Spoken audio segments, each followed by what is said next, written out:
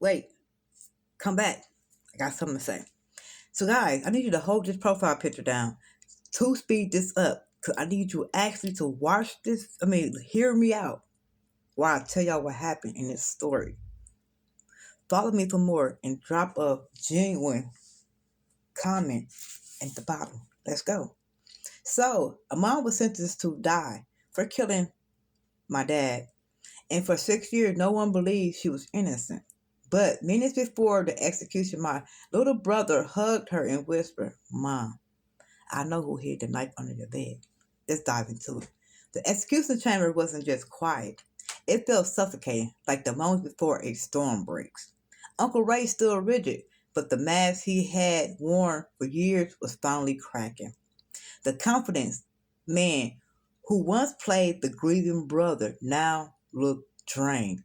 His skull dull, his composure slipping. The boy is confused. Ray snapped, voice shaking. He traumatized. He doesn't know what he's saying. But the warden didn't even look at him. He was just staring at the object in his hand, a rusted skeleton key. "Hold him," the warden ordered. "Guards, move instantly." Ray struggled. "You can't do this. This is a legal execution." "I have a witness," the warden replied calmly, "and now I have reason to doubt everything." The execution didn't happen that night. It stopped it, suspended it, and in that moment that changed everything. Hold tight. Just come on. Follow me there. Follow me for a second. My mom was taken back to a cell, not commended anymore, not free either, just waiting.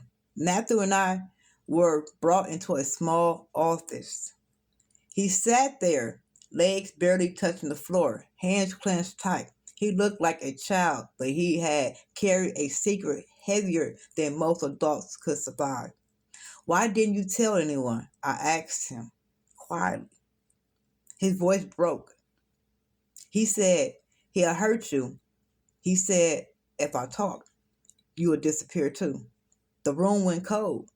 For 6 years, he had lived with a killer, and I never saw it. Hours later, they found it.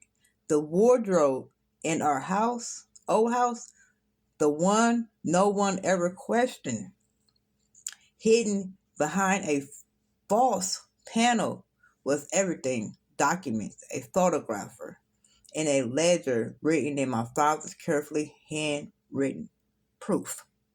Keep on following me, y'all. Don't stop there. My father hadn't died by accident.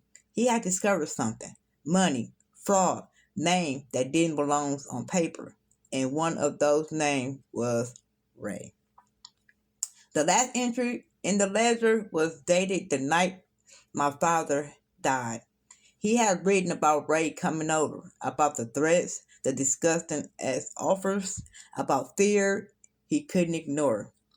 And one line stayed burned into my memory: "If anything happened to me, it was him." Ray didn't just kill him, he planned it. He knew my mother weaknesses, her sleepwalking, her mental health struggles, and turned them into weapons. He didn't just commit murder, y'all. He built a story the world was ready to believe. The doctor: "If you eat eggs every day, this is what happens. See what happens? Tips and tricks. If you eat eggs every day, this is what happens. See what happens? Tips and tricks." Okay? And we all believed it. Even me. I saw him one last time before they took him away. He sat in a gray room, smaller than I can remember, but still carried the same bitterness. "Why?" I asked. He didn't hesitate. "Because father was in the way. No regret, no shame, just resentment." "You all need someone to blame," he added. "I just gave you one." I felt anger rise, but it didn't consume me, because for the first time I saw him clearly, not as family, not as authority, just as what he really was. My mother walked out of prison 3 days later. No cameras, no applause, just silence and sunlight. Matthew ran to her. I followed slowly. I didn't know if she could forgive me for doubting her, for staying silent, for believing the lie Mom said. She looked at me, reached out anyway. We're here now, she whispered. And somehow that was enough to begin. We left that life behind. The house, the memories, the shadow.